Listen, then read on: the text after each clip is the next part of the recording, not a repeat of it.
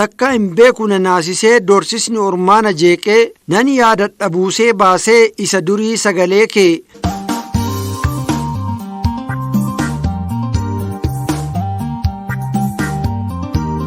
Obboroo barii kaasee hanga dhiya galgalaa yaada kee keessan oolee yaada kee keessan bulaa hanqurxummii lagaa yaadni keenaaf bishaanii keessi koosiif jiraata sidha bullee ijaanii hafuurri kee natti dhi'oo yoo qaamni kee laga gamaa kutee hin gatu kudhaama kee du'eet qe'eetti naagama garaa koottu nan jabaatu of keessaa baasuuf ulfa kee otuu qophummaan na nyaatu obsumaan eega dhufa kee na qorqeera rirmi yaaddoo foon lafeerraa na fixeera rakkoon roobus akka yandoo onneen koo sitti citeera godoo kee jala lixeera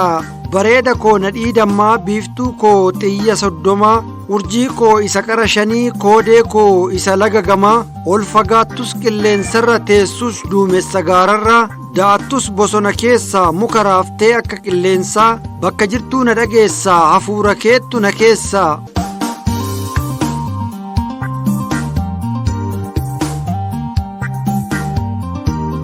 Mee ka'eettan siif weeddisaa gaarummaa kee toora naqee kaleessa keenyaan seenessaa gumbii jaalala koo saaqee jaalalli kee miti siiccoo isa bullaan dhangala'u yeroo eegee foolii hin fidu hin moofa'u hin halaa'u hin danda'u hin bosasu daana'oon nyaatee hin balleessu warqeedha samee hin oora'u argeera kunoo har'aa'u.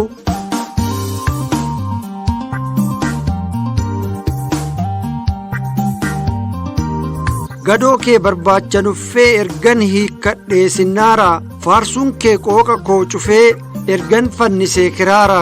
ekeraan kee diidaa dhufee hoggayyuu natti marmaara narraa hin citu firoomni kee mallattoon keenya dhiigaanii onnee koo keessa dhokatta gaaddisa kee yoo diiganii ati maal narraa argatte maali marmarteen hammanaa duutee boodas nan hiikne kan kee kun maali namanaa addunyaa sobaattu afarse dhugaa kee harkaa tamsaasaa ergamtuu sobaattu wal gahee qaamaaf qalbii koo basaasa amartii ati naa kudhaamte qubeelaa kee harkisanii quba qullaa na hambisuuf yeroo hundaa yaaddisaanii.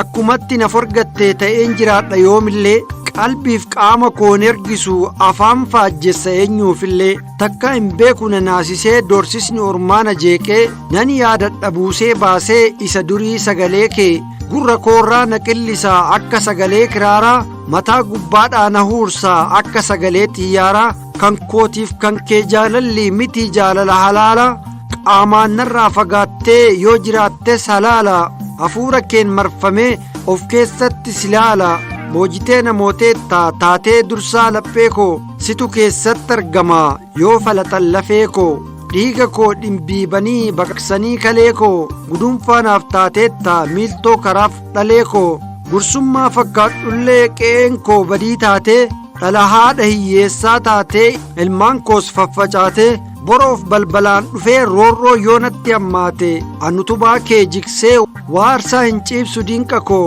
gola kabaja keetitti siif dhibaasee dhiiga koo har'a dhaba keef jecha hin haammadhu diina koo gadhee hamma kee hin beekneef adda hin saaqu miila koo ormi jedhee dhaadatus akka waan si awwaalee anis qalbiidhaa cabuus lafa seente wallaalee.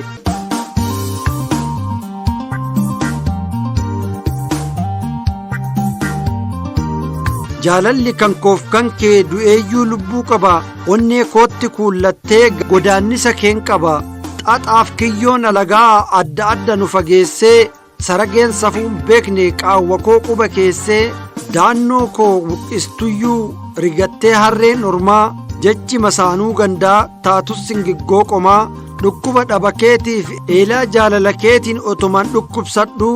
qaamaati dhiistee deemte gad baasee hin gurguradhu ormaaf boo'uu dhiisiiti ijayyuu hin libsadhu biqiltuu jaalala kee ishee at guddifatte qorraaf rooba bosonaa aduu bonas obsitee dhiiga kee ijoollummaa dhiiga ilmoomaa cobsitee kaayoo keef buluuf jettee foon maddii kee qorsitee badhaasa jaalala koof isa lubbuu laatte kara deemtuun joortitti miila awwaaraan ol galtee dhangaa jaalala keetii harka xuriin yoo nyaatte waaqayyo maal naan jedha waaqni jaalala uume beenyaa maaliinan baasaa kabaja koo eegsisuudhaaf bara jireenya keetii bosonatti si dhume.